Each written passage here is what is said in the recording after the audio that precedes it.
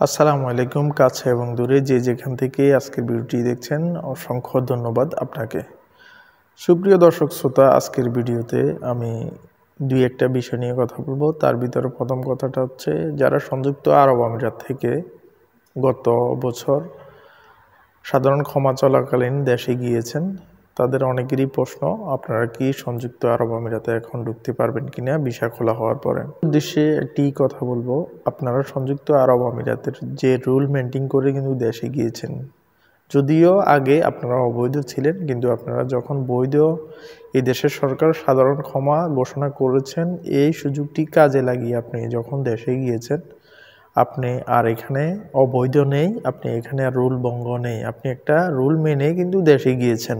সেই সুবাদে আপনার যত রকমের এখানে ফাইন এবং জরিমানা, যত রকমের আপনার সমস্যা ছিল, সবগুলো কিন্তু মওকুফ করে দেওয়া হয়েছে, মাফ করে দেওয়া হয়েছে। এই সুবাদে আপনার কোনো ফাইন বা জরিমানা নেই। আপনি যদি এখন চান নতুন যে কোনো বিষয়ে আপনি সংযুক্ত আরব আমিরাতে আসতে পারেন। আপনি যদি এই মুহূর্তে চান হাই প্রফেশনাল ভিসা এবং আরবি ঘরের ভিসা, আরটিয়া, বাইক রাইডিং বলেন, দুবাই ট্যাক্সি বলেন, যখনই আপনি যে কোনো ভিসাতে অ্যাপ্লিকেশন ছাড়বে আপনি করতে পারবেন, কোনো প্রকার সমস্যা ছাড়াই আপনি আসতে পারবেন। এছাড়াও আমার এক দর্শক আমাকে কমেন্ট করেছে আরটিয়া বাইক রাইডিং সম্পর্কে, এটার ভিসা খোলা হয়েছে কিনা। আমি গত এক সপ্তাহ আগে একটা ভিডিও দিয়েছি আরটিয়া বাইক রাইডিং এবং দুবাই ট্যাক্সি ভিসা সম্পর্কে। উনি বলেছেন দুবাই ট্যাক্সি ভিসা খোলা হয়েছে কিনা। আপনারা জানেন আমি আমার কমেন্টের যতগুলো প্রশ্ন থাকে সবগুলো উত্তর দেওয়ার চেষ্টা করি হাজারো ব্যস্ততার মাঝে।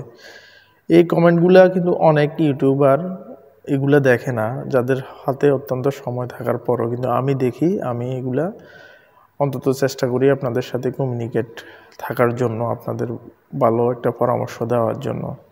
ওই লোকটি বলতেছে আমাকে যে ভাই দুবাই আরটিয়া বাইক রাইডিং বিষয় খুলেছে।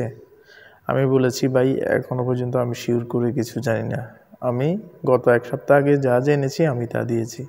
উনি পরবর্তীতে আমাকে কমেন্ট করলো, ভাই আপনি মনে হয় আন্দাজে নিউজ দিয়ে থাকেন, আপনার এ সম্পর্কে কোনো নিউজ জ্ঞান নাই। আমি 29/1/2025 সালে আরটিয়া বাইক রাইডিংয়ে এক্সাম হয়েছে আমি শুনেছি।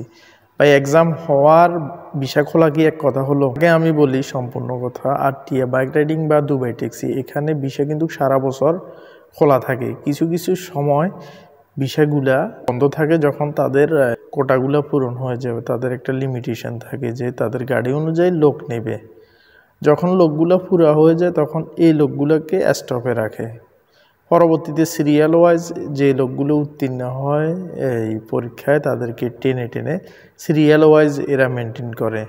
এই বিষয়টা কিন্তু কখনোই বন্ধ বা খোলা এটা বলা যাবে না। আমি বারবার বলেছি এই কথা আমার ভিডিওতে, আগে যারা আমার ভিডিও দেখেছেন তারাই।